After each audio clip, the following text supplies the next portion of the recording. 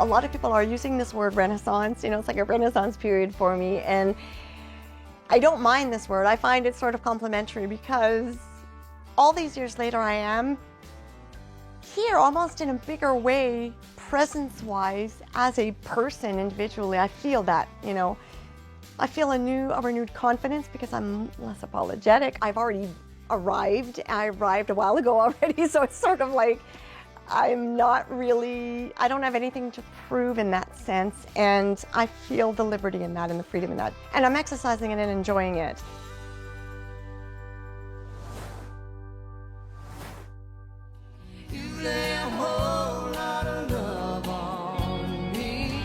Nearly 30 years after her debut album, 57-year-old Shania Twain announced her 6th studio album and first since 2017. Queen of Me will be released in February 2023. I've been in a very, self-empowering spirit, especially over COVID. I just had more time to write songs. I had more time on my hands to reflect on my attitude. It was a difficult time, obviously, for the whole world. And if you weren't careful, it could have really gotten you down. Music has always been my savior. So my go-to is songwriting, spend time with music, cheers me up. It'll put me in whatever spirit or mood I want to be in. And I decided that I would, write songs that were making me feel up. Making me want to get up and dance. So when you hear the album, there's a lot of that in there. There's a lot of very happy, dancey kind of feels. A lot of the vocal arrangements are very big and sing-along. Like Pretty Liars, it's almost like a pub sing-along song. And, inhale, exhale, it's all about air and not taking it for granted and standing up and celebrating being able to breathe air. Shania set the internet abuzz when she appeared topless on the cover artwork for the album's first single, Waking Up Dreaming. I'm feeling more comfortable in my own skin than I've ever felt before. And I'm somebody that went from never wearing a bathing suit at the beach as a teenager because I was way too self-conscious.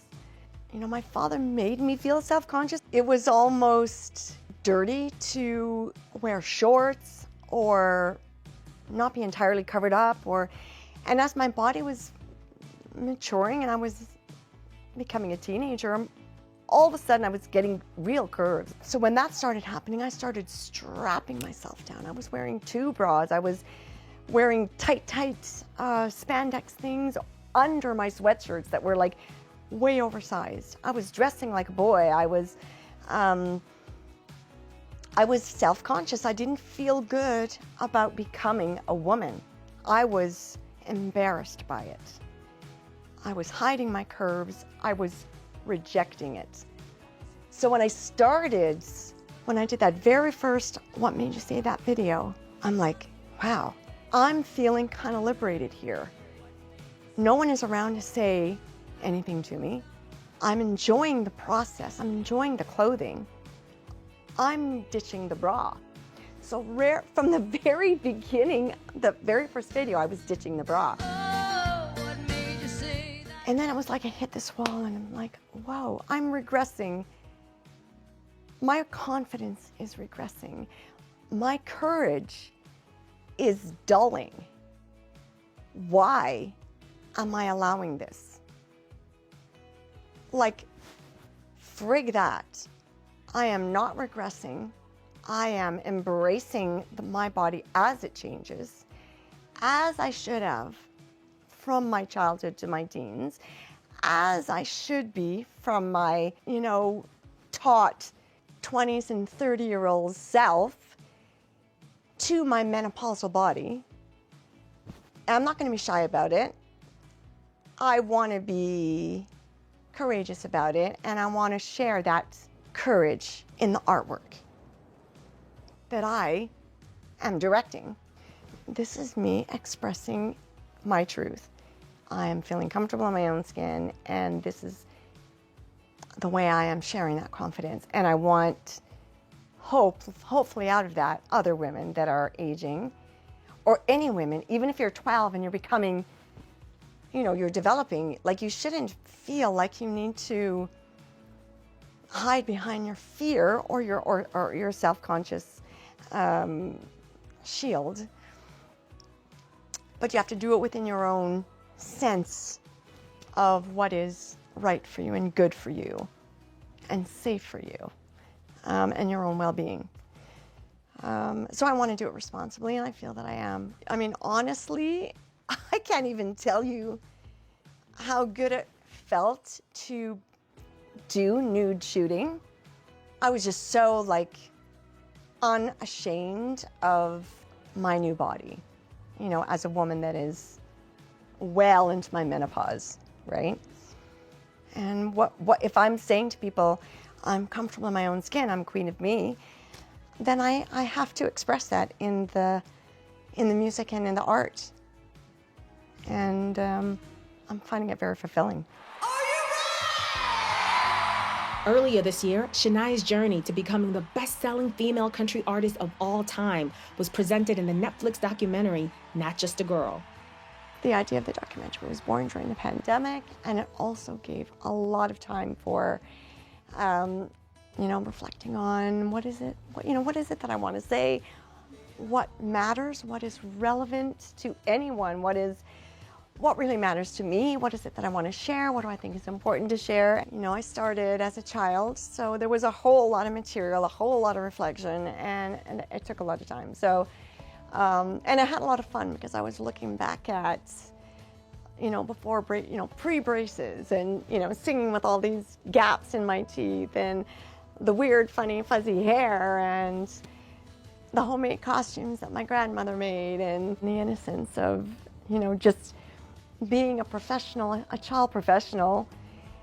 But what that meant was earning $50 here and there, singing in a local bar. That was being a professional singer at 10 years old or 8 years old. But I took it very seriously. I mean, I really did have a 100-song repertoire as a child at all times. I was very serious about that because I thought, when you're in the clubs, they always throw songs at you, requests at you, and I wanted to make sure I knew everything that they would throw at me. It was like a challenge. And I wanted to please the crowd. I wanted to make them happy, and I took that as a very, I felt the instant reward of being able to, play a song that somebody would request. And I never had any lyric sheets or anything, It was great training ground for where I would go, even though I didn't know where I was going, if that makes any sense. It was very offensive to be considered a molded artist, that it took a man or a team or others to mold me and to decide what it is that I was going to be as an artist. Whose bed have your boots been under? But I had my own vision, and I didn't waste a lot of time explaining myself. I'm like, I'm just gonna do and let it speak for itself. But as far as like the sexism and all that, it wasn't new to me when I started my recording career. I was already well, prepared for just staying focused and not bothering, putting people in their place. It's just, I've got better things to do. But I am glad now that I get to talk about it a little bit more, especially because I realize how inspiring it is to others to share your stories of surviving the bullying or surviving the sexism and surviving the intimidation that comes with being the new kid in town. Or you don't have to be a woman to be bullied and to be the new kid in town. The sexism is one element of it, but there's all other elements of just being disrespected as an artist, needing to know your place and when to speak up and how to speak up. It made a big difference to already understand how to navigate as the unproven artist. And I knew that I had to prove myself. I accepted that. That was like, okay, well, everyone's got to prove themselves, and I'm here to do that, and that's okay with me, and I can handle that. And I'm not going home. But I think that by the time I really did understand how challenging it was going to be to even be a recording artist outside of Canada, my parents had died. And then it's like, okay, now I really have no, there's no choice. I've got to this is all I know how to do. All of my friends are already well into college. I've got to support the kids. They were still teenagers. Music's got to make a living for me now in a real way. And that sort of gave me a motivation that no matter how high that mountain was at that point, I was gonna climb it. I'm I was fueled with survival mode. And I felt that sort of gave me a very fearless state of mind as well, because when you don't have a choice, you gotta push through the fear. You gotta push through it. And that's what I did. When I look at the documentary now, I see those broad shoulders in that younger woman. Even though I'm not saying anything that exhibits that, I know what I was feeling, and I know that I'm holding up my own fort, making my way through it, and I'm not allowing myself to be intimidated at the time. Shania's upcoming album will be her first release since she underwent open throat surgery in 2018. Losing my voice, that whole process was quite long. It really was more than 7 years. And from the time that I was not able to, be loud or project vocally at all. So, singing, I could get to projection, but I had to work I had to get into that muscle memory. It was hours of preparation and being on the microphone, and, it wasn't sustainable. And it was really weird. I'm like, I don't know what's happening, but I can't yell out to the dog. I can't yell at a sports game. I can't cheer. I can't scream or anything. So, I started seeing specialists. I thought it was just exhaustion. They thought it was in my head because my vocal cords were in great shape. Finally, many years later, made my way to a neurologist, recommended by a head neck surgeon. He said, it's not your vocal cords condition, it's the nerves that create the vocal cord closure. It has to be symmetrical, and it's got to be strong in order to phonate with any, power. So I ended up getting an operation that gave support to the vocal cords that was lacking in the nerve strength. 2 weakened nerves, supported by Gore-Tex, what I call crutches. And in an open throat surgery, I had to be awake through the surgery in order to phonate. I had to be able to sing and speak for the surgeon so he could see the vocal cords coming together and where to place the Gore-Tex support. But I was less afraid in that surgery than I was of never being able to sing again, or even verbally express myself the way I needed to. Of course, I had to then go through, rehabilitation. I still speak with, it's there all the time, but I have power, and I can sing, and I can yell, and I can do it, and that brings me a lot of joy. And I may not be able to do it forever, and then maybe I have to make a decision. Do I want to get another surgery, which I could do, Or maybe I just let other great voices sing my music and keep writing. And I'll just make that decision when the time comes. I don't need to make it right now. Right now I'm just enjoying where I am. Shania also opened up about her painful 2010 divorce from ex and longtime producer Mutt Lange and how she found happiness again with husband Frederick Thibault. It was a very stressful time, and I also thought that was sort of part of my voice issues, that there was just emotional tension. So there was a lot of confusion there, what is really going on in my mind and in my heart. And took a lot of working through, but I do believe that everyone's got to do what is right for them, and